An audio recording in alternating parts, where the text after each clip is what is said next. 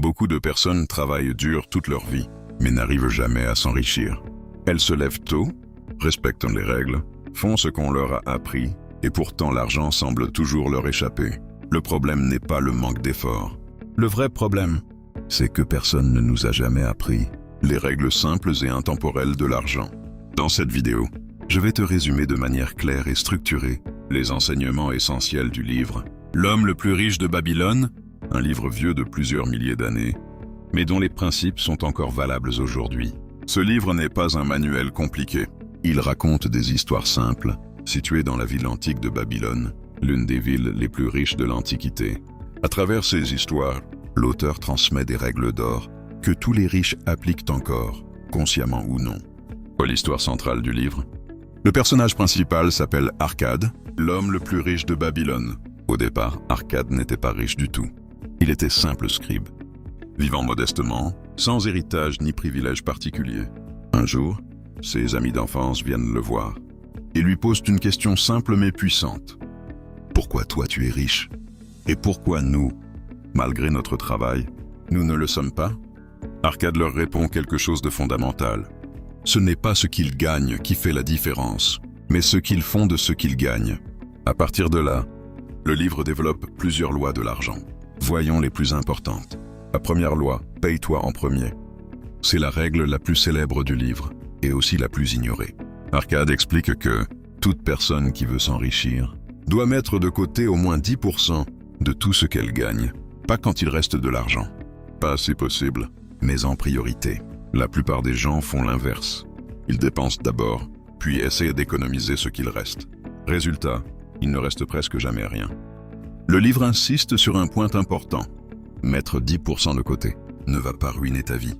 Tu apprendras simplement à vivre avec 90% de tes revenus. Cette habitude, si elle est maintenue sur le long terme, crée la base de toute richesse. Deuxième loi, fais travailler ton argent. Économiser ne suffit pas. L'argent doit être mis au travail.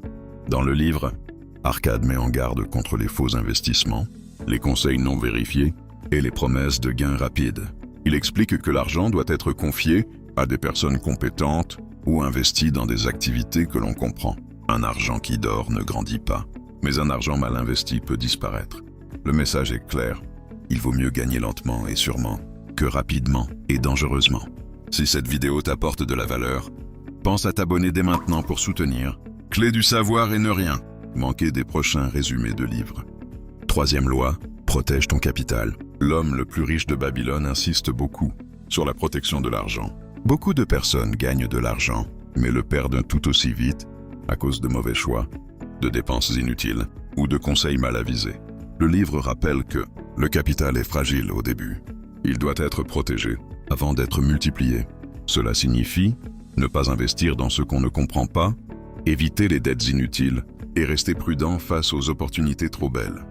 Quatrième loi, possède ta maison. Dans le contexte du livre, posséder sa maison représente la stabilité. L'idée n'est pas simplement immobilière, mais mentale. Moins de charges fixes, plus de sécurité, plus de liberté de décision. Quand une personne réduit ses dépenses obligatoires, elle libère de l'argent pour investir et construire. Cinquième loi, investis dans ton savoir. L'un des messages les plus puissants du livre est que la richesse commence dans l'esprit. Les opportunités existent partout, mais seuls ceux qui comprennent l'argent savent les reconnaître. Apprendre à gérer ses finances, à comprendre les risques, à lire les chiffres, c'est une forme de richesse en soi. Le livre montre que plus une personne devient compétente, plus son argent travaille efficacement pour elle. Sixième loi, maîtrise la peur. La peur est l'ennemi silencieux de la richesse. La peur d'échouer, la peur de perdre, la peur de faire autrement que la majorité. À Babylone comme aujourd'hui, ceux qui réussissent ne sont pas ceux qui n'ont jamais peur, mais ceux qui apprennent à agir malgré elles. Le livre enseigne que l'inaction coûte souvent plus cher que l'erreur. Message final du livre. L'homme le plus riche de Babylone ne promet pas une richesse rapide. Il ne vend pas de rêve. Il propose une chose bien plus puissante. Des règles simples, appliquées avec discipline, sur une longue période. Ces règles ont enrichi des gens il y a des milliers d'années, et elles enrichissent encore aujourd'hui ceux qui les respectent. La richesse n'est pas une question de chance, mais de comportement répété. Conclusion. Si tu devais retenir une seule chose de ce livre, ce serait celle-ci. Ce n'est pas combien tu gagnes qui compte, mais comment tu gères et fais grandir ce que tu gagnes. Si tu veux construire une vraie sécurité financière, les principes de Babylone sont un excellent point de départ. Dis-moi en commentaire, quelle règle t'a le plus marqué aujourd'hui? Et si tu veux d'autres résumés clairs et utiles sur l'argent, la réussite et la mentalité, abonne-toi à Clé du Savoir.